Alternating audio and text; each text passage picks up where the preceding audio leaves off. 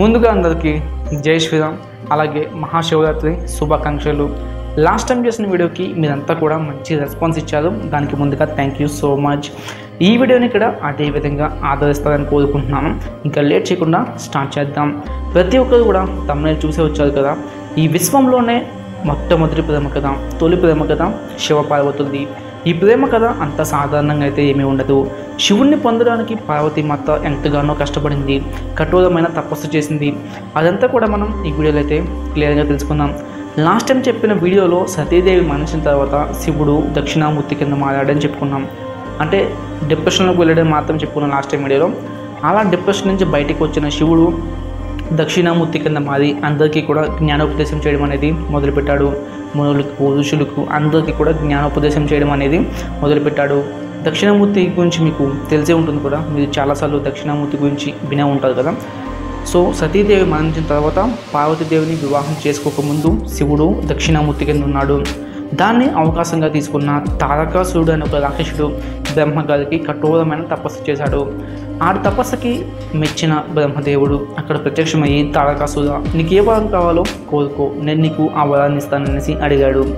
దానికి ఆ తారకాసురుడు బదులిస్తూ, నాకు శివుడి యొక్క వీర్యం వల్ల పార్వతీదేవిలో స్ఖలనం జరిగి అలా పుట్టే బిడ్డ యొక్క చేతిలోనే నాకు మరణం ఉండేలాగా వరాన్ని ఇమ్మని తారకాసురుడు బ్రహ్మగారిని అడిగాడు.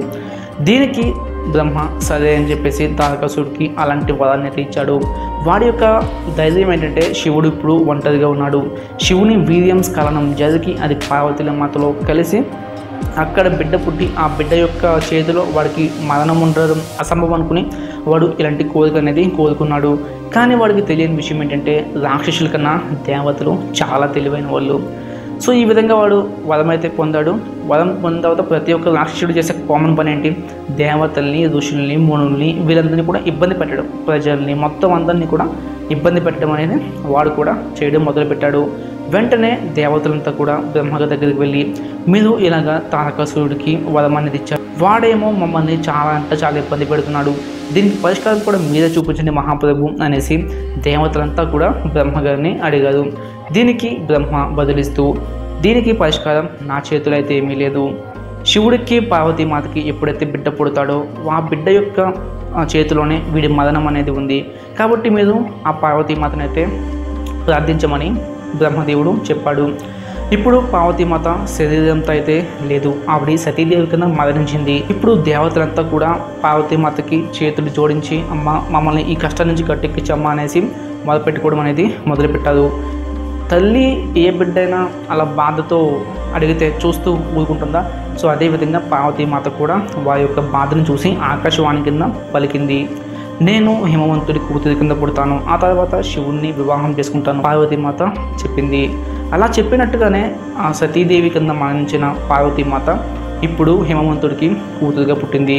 హిమవంతుడికి పార్వతీమాత ఎందుకని కూతురుగా పుట్టింది అంటే, సతీదేవి తన శరీరంతో ఉన్నప్పుడు శివుడితో కలిసి సతీదేవి హిమాలయ ప్రాంతాల్లో తిరుగుతున్నప్పుడు హిమవంతుడి యొక్క భార్య అయిన మేనకాదేవి పార్వతీమాత నా కడుపున కూతురుగా పుడితే ఎంత బాగుండు అని కోరుకుంటుంది. తర్వాత మేనకాదేవి ఎన్నో నోములు, వ్రతాలు చేసుకుంటుంది. ఆ తర్వాత పార్వతీమాత కనుకరించి తన ఇంట కూతురు కింద అయితే పుడుతుంది. అలా పార్వతీమాత ఈ భూమి మీద పుట్టడం అనేది జరిగింది. దీనికి హిమవంతుడు, మేనకాదేవి ఎంతగానో సంతోషించారు. లేక పుట్టిన చిన్న పార్వతీమాతను చూసి వాళ్ళైతే మురిసిపోయారు. మేనకాదేవి ఎన్నో పూజలు, నోములు, వ్రతాలు చేశాక పార్వతీమాత అయితే పుట్టింది.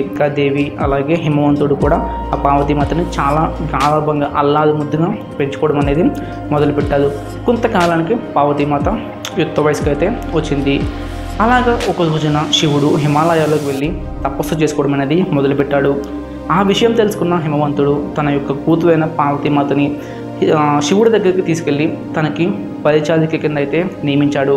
పరిచారిక అంటే అక్కడ తపస్సు చేసుకునే శివుడికి కావాల్సిన పువ్వులు, పళ్ళు ఇలాంటివన్నీ కూడా సమకూర్చాలి, వాళ్ళు ఉంటున్న ప్లేస్ని శుభ్రంగా చేయాలి, ఇలాంటి కొన్ని పనులు అనేవి కూడా వాళ్ళకి చేయాలి. వీటిని సపర్యలు అంటారు. సో ఈ విధంగా హిమవంతుడు శివుడిని ఎంతో ప్రార్థించి అక్కడ పార్వతీమాతని ఒక పరిచర్య కింద అయితే పెట్టాడు. ఇది ఇలా జరుగుతుంది. ఇదంతా చూసిన దేవతలకి వీరిద్దరూ కలిసి ఒక పిల్లవాడికి జన్మనిచ్చి ఆ పిల్లవాడు పెద్దవాడయ్యి తారకాసురుడిని చంపేందుకు చాలా టైం పట్టేలా ఉంది. ఈలోపు ఈ తారకాసురుడేమో మనల్ని ఈ విధంగా బాధలు పెడుతున్నాడు అనేసి వాళ్ళంతా కలిసి ఒక ఉపాయం అనేది చేస్తారు. అదేంటంటే మన్మధుడిని పంపించి మన్మధుడి యొక్క బాణాన్ని శివుడి మీద ప్రయోగించడం వల్ల శివుడికి ఒక కోరిక కలిగి పార్వతీ మాతతో సంగమించి ఆ తర్వాత వాళ్ళకి పుట్టే బిడ్డ అనేది తారకాసురుడిని చంపుతాడు, మనకి విముక్తి వస్తుందనేసి ఒక ఉపాయం చేసి మన్మధుడిని పిలిచి మన్మధుడిని వెళ్ళి శివుడి మీద బాణం వేయమని చెప్తారు. అదేవిధంగా మన్మధుడు భయపడుతూ ఆ ఆశ్రమం దగ్గరికి వెళ్ళి శివుడి మీద ఒక బాణం అనేది వేస్తాడు. దాంతో కోపగించిన శివుడు వెంటనే మన్మధుడిని మూడవ కన్నుతో చూస్తాడు. వెంటనే మన్మధుడు బూడిద కుప్ప కింద పడిపోతాడు. తర్వాత మన్మధుడి యొక్క భార్య రతీదేవి కోరిక మేరకు శివుడు పార్వతి మన్మధుడిని తిరిగి బ్రతికిస్తారు. ఇది ఈ విధంగా జరిగిన తర్వాత శివుడు తిరిగి తన కైలాసానికి వెళ్ళిపోతాడు. అలాగే పార్వతీమాత తిరిగి తన ఇంటికి అనేది వెళ్ళిపోతుంది. ఇలా కొంతకాలానికి నారద మహర్షి పార్వతీమాత దగ్గరికి వెళ్ళి శివుడి కోసం నువ్వు తపస్సు చేయవలసి ఉంటుంది, నువ్వు పుట్టిందే శివుడి కోసం అనేసి పార్వతీమాతకి జ్ఞానోదయం అనేది చేస్తాడు. ఎందుకంటే అప్పుడు ఆవిడ చిన్న పిల్ల కింద ఉంది కదా, ఆవిడికి తెలుసు పార్వతీమాత అని, కానీ ఎవరికొకరు చెప్పేదాకా తనకి తెలియకూడదు. ఎందుకంటే తను ఈ భూమి మీద ఒక సాధారణ మనిషి కింద పుట్టింది.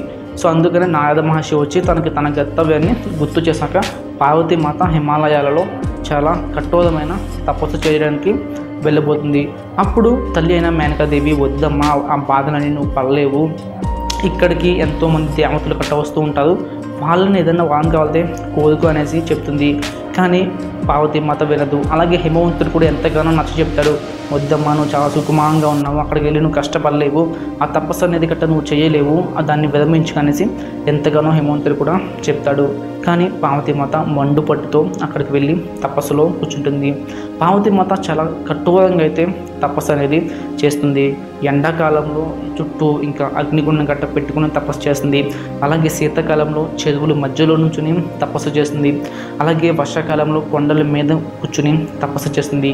ఈ విధంగా పార్వతీమాత చాలా కఠోర తపస్సు అనేది చేస్తూ ఉంటుంది. ఇదంతా కూడా గమనించిన శివుడు ఒక సాధువు వేషంలో పార్వతీమాత దగ్గరికి వెళ్తాడు. ఎందుకమ్మా ఇంత కఠోర తపస్సు చేస్తున్నావు, అది కూడా ఇంత చిన్న వయసులో అనేసి. దానికి బదులుగా పార్వతీమాత, నేను శివుణ్ణి వివాహం చేసుకోవాలనుకుంటున్నాను, అందుకనే ఇంత కఠినంగా తపస్సు చేస్తున్నాను, ఆయన కోసమే ఇంత కఠినంగా తపస్సు చేస్తున్నాను అనేసి పార్వతీమాత చెప్తుంది. అప్పుడు ఆ సాధువు వేషంలో ఉన్న శివుడు నవ్వి ఈ విధంగా అంటాడు, శివుణ్ణి నువ్వు పెళ్లి చేసుకుంటే ఆయన నిన్ను శ్మశానాన్ని తీసుకెళ్తాడు, ఎందుకంటే ఆయనకు ఇల్లు లేదు, ఆయనకు తల్లి తండ్రి కూడా లేదు, ఆయన ఒంటికి చందనాలు కట్ట పూసుకోడు, ఆయన ఎప్పుడు కూడా ఒంటికి భస్మం రాసుకుంటాడు, ఆయన ఒంటి మీద ఆభరణాలు ఏమీ ఉండవు, ఎప్పుడు కూడా పాములు తిరుగుతూనే ఉంటాయి, ఆయన పట్టు పంచులు పట్టు వస్త్రాలు అయితే కట్టుకోడు, ఆయన ఒంటి మీద ఎప్పుడు కూడా రక్తం కారుతూ ఏనుగు తోలే ఉంటుంది. ఈ విధంగా శివుడు తనని తానే పార్వతీమాత ముందు తక్కువ చేసుకుని తిట్టుకుంటూ ఉంటాడు. ఇదంతా గమనించిన పార్వతీమాత ఇక చాలు ఆపు అనేసి శివుడిని చెప్తుంది. అంటే ఆ సాధు వేషంలో ఉన్న అతనికి చెప్తూ ఉంటుంది. ఆ తర్వాత పార్వతీమాత తన చెలికత్తెల్ని ఆదేశిస్తుంది, వీటిని పళ్ళు పీకండి, శివుని ఎంత చేశాడు కాబట్టి అనేసి ఆదేశిస్తుంది. ఈలోపు చెలికత్తులు ఆయన మీదకు వెళ్ళబోతుంటే ఒక్కసారిగా శివుడు తన నిజ రూపంలో దర్శనమిస్తాడు. తర్వాత పార్వతీమాత ప్రత్యక్షమయ్య స్వామి అనేసి అంటుంది.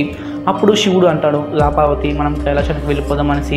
అప్పుడు పార్వతీమాత మంచి సమాధానం అనేది చెప్తుంది. అది ప్రజెంట్ ఉన్న సొసైటీకి కూడా చాలా హెల్ప్ అవుతుంది. నేను నిన్ను ప్రేమించిన విషయం నిజమే, కానీ నేను నీతో ఈ విధంగా వచ్చేయలేను, నా తల్లిదండ్రులు చెప్పాక వారు నీకిచ్చి వివాహం చేశాకనే నేను నీతో పాటు వస్తాను అనేసి పార్వతీమాత ఖచ్చితంగా చెప్తుంది. కానీ ప్రజెంట్ ఉన్న జనరేషన్లో చాలామంది అమ్మాయిలు ప్రేమించామనేసి ఇంట్లో ఉన్న తల్లిదండ్రులు కాదనేసి ప్రేమించిన వారి కోసం వెళ్ళిపోతారు. ఇది ఎంత తప్పు అనేది పార్వతీమాత అప్పుడే చెప్పింది. తర్వాత శివుడు మళ్ళీ పద్ధతి ప్రకారం సప్తఋషుల్ని పిలిచి అరుంధతి దేవిని కూడా పిలిచి, మీరు ఇలాగా నా సైడ్ నుంచి అంటే పెళ్లి కడుపు తరపు నుంచి మేనకాదేవి అలాగే హిమవంతుడితో మాట్లాడి వారి యొక్క కూతురిని నాకు ఇమ్మనేసి మీరైతే సంబంధం కుదర్చండి అనేసి సప్తఋషులకి శివుడు ఆదేశిస్తాడు. తర్వాత అదేవిధంగా సప్తఋషులు కూడా హిమవంతుడి దగ్గరికి వెళ్ళి హిమవంతుని ఒప్పించి మేనకాదేవిని ఒప్పించి శివపార్వతుల కళ్యాణం అనేది జరిగేలా చూస్తారు. తర్వాత బ్రహ్మగారు వేద మంత్రాలు చదువుతారు. నారద మహర్షి వీణ వాయిస్తూ ఉంటాడు. మొత్తం ఈ సమస్త విశ్వం చూస్తుండగానే శివపార్వతుల కళ్యాణం అత్యంత అంగరంగ వైభవంగా జరుగుతుంది. ఆ తర్వాత శివపార్వతులు ఇద్దరు కలిసి ఒక బిడ్డకు జన్మనిస్తారు. షణ్ముఖ ఉత్పత్తి అనేది చాలా డిఫరెంట్ స్టోరీ. అది కుదిరితే ఎప్పుడైనా అయితే దాని గురించి కూడా ఒక వీడియో చేసుకుందాము. అలా పుట్టిన షణ్ముఖుడు వెళ్ళి ఆ తారకాసురుడిని అయితే సంహరిస్తాడు. ఇది పూర్తిగా శివ కళ్యాణం. ఇలాంటి శివరాత్రి రోజున ఇది చెప్పే అదృష్టం నాకుంది, వినే అదృష్టం మీకుంది అని నేను అనుకుంటున్నాను. అలాగే ఒక్కసారి మీ అందరికీ కూడా హ్యాపీ మహాశివరాత్రి. ఈ వీడియో కనుక మీకు నచ్చింది అనుకుంటే ఒక్క చిన్న లైక్ చేయండి. నేను పడ్డ కష్టాన్ని మీరు గుర్తించినట్లయితే ఒక చిన్న కామెంట్ చేయండి. మీ కామెంట్ చూసి వెంటనే నాకు ఈ స్వెట్టింగ్ గట్ట ఇవేమీ గుర్తురావు. ఇప్పటిదాకా పడ్డ కష్టమంతా కూడా గుర్తురాదు. చాలా రిలాక్స్గా ఉంటుంది మీరు చేసే చిన్న కామెంట్ చూసి. సో కామెంట్ చేయడం మాత్రం మర్చిపోకండి. Thank you so much for watching this video. ఇలాంటి కంటెంట్ ఇంకా మిస్ అవ్వకూడదు అనుకుంటే ఇప్పుడే సబ్స్క్రైబ్ చేసుకోండి.